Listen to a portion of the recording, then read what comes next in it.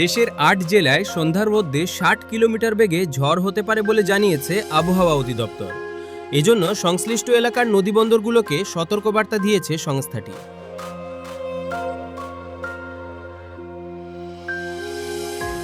মঙ্গলবার সকাল ৯টা থেকে সন্ধ্যা ৬টা পর্যন্ত দেশের অভ্যন্তরীণ নদীবন্দরের জন্য দেওয়া পূর্বাভাসে এ তথ্য জানানো হয়েছে।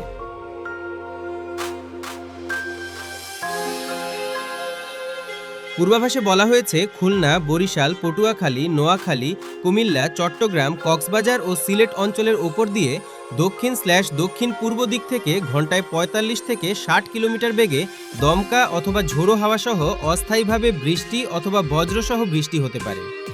এসব এলাকার নৌবন্দরগুলোকে ১ নম্বর সতর্ক সংকেতও দেখাতে বলা হয়েছে।